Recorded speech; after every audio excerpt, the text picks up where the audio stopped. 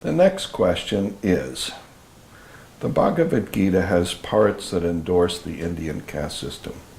This student finds it to be discriminatory and unfair. Any comments? Well, my first comment is I wish that student would actually do a little more study before they ask questions. This seems like a superficial reaction to an uninformed circumstance. When was the Bhagavad Gita written? Well, that's interesting. It is a story that has an ancient life and is possibly in pieces, older than 2,000 years. Could be older, in pieces older still.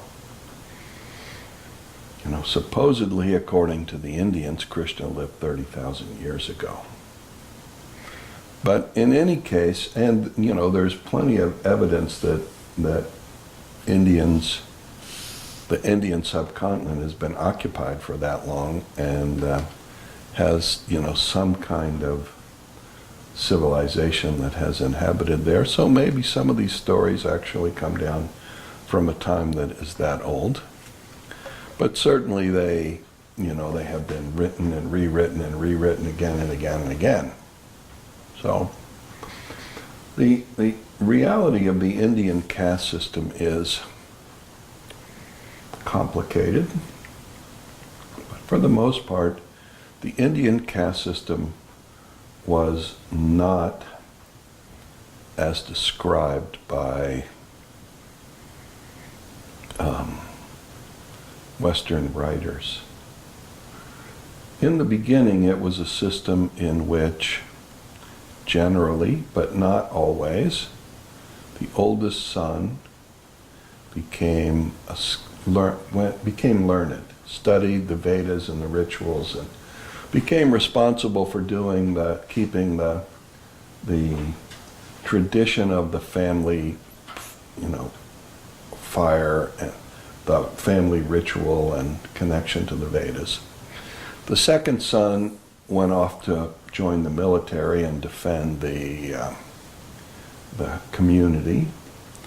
The third son joined the business, whatever business it was that the father was doing, to pay for the first son's education and the second son's military service, because military service in India meant also that you had to pay for training. If you were going to, actually go out and fight, you had to have some kind of martial skills. And you had to pay for weapons. You brought your own weapons and you brought your own food.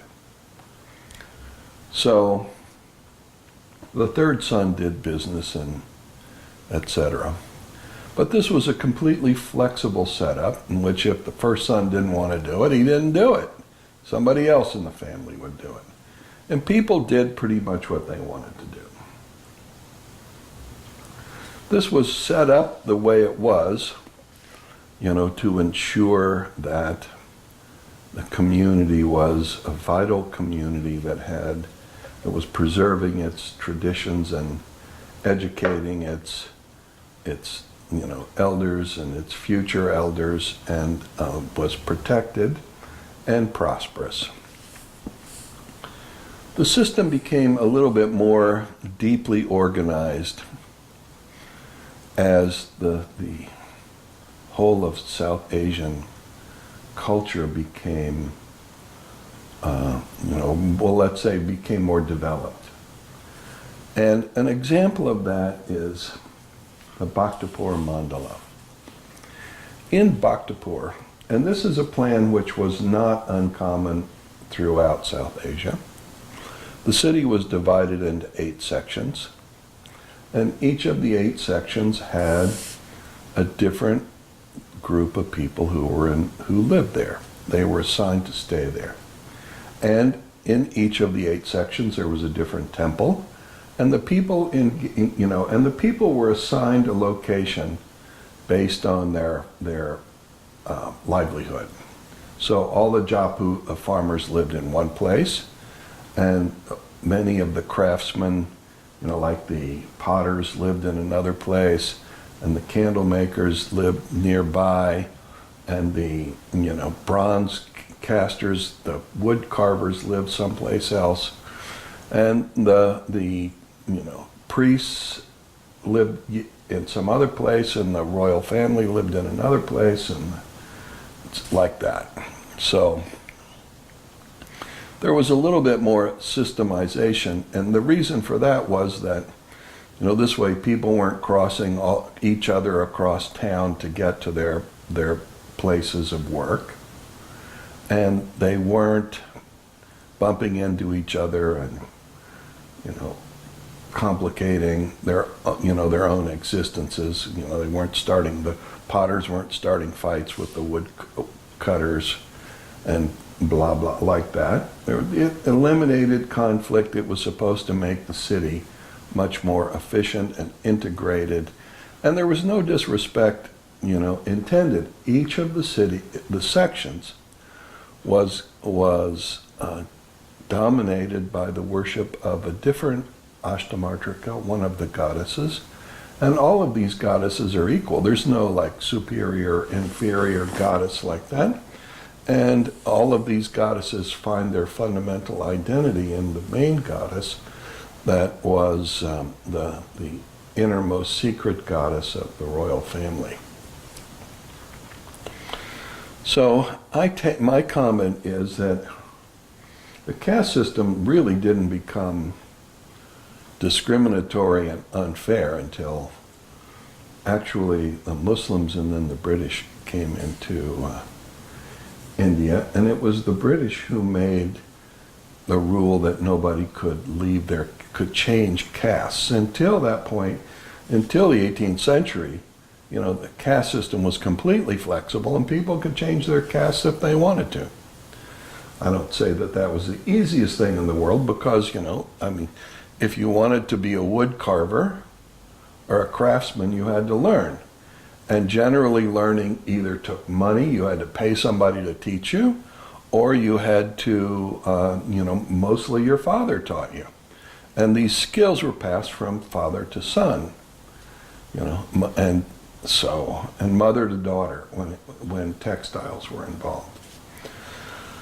So, and, it goes on from there. But the point is, I think, let's not look at these ancient civilizations that emerged in completely different geographic, climatic circumstances through the eyes of our contemporary,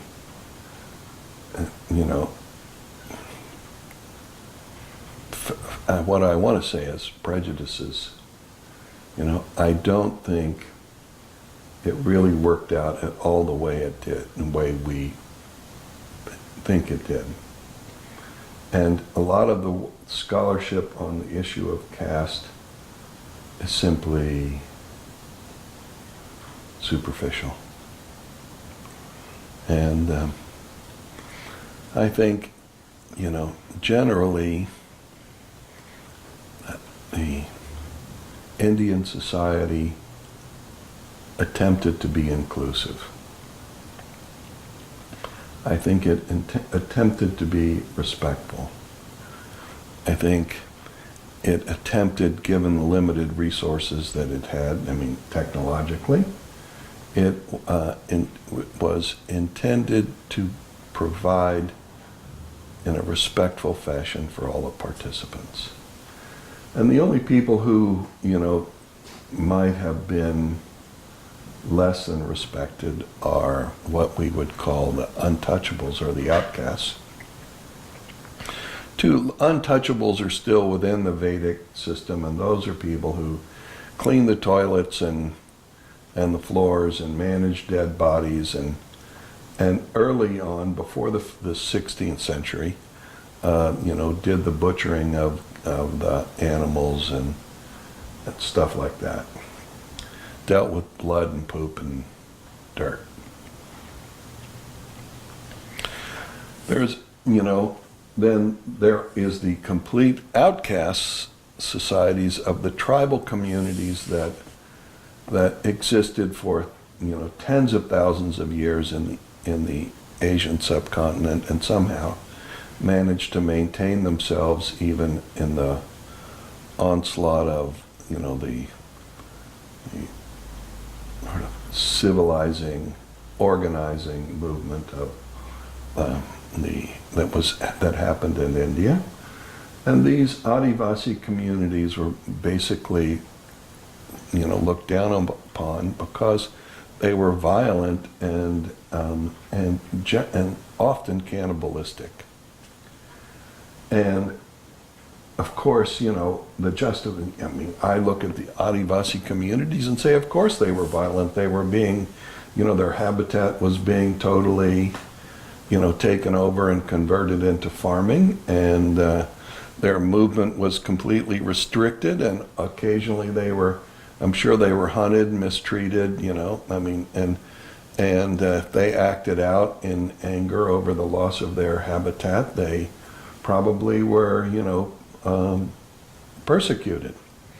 So, but they also had some, behaviors that the civilizing forces found difficult to accept, and one of those was cannibalism, but there are others. So, I think this question of the caste system is a complicated question. I don't think it's fair to look at it in the same way that we look at, say, gender relations or here in the United States today. And if before you make up your mind about any of this, I think it's really a good thing to become deeply informed. If you care enough to ask the question, then become deeply informed. Further, the whole issue of a caste system has no impact upon the wisdom of the Bhagavad Gita. And it isn't, I don't see how those are comparable. Whoever came up with this extraordinary literary work was clearly a person who was educated deeply and skilled with language, and I really don't think such a person would be very tangled up in the social conventions of the kind of organizing force that moved through North India at the turn of the millennium.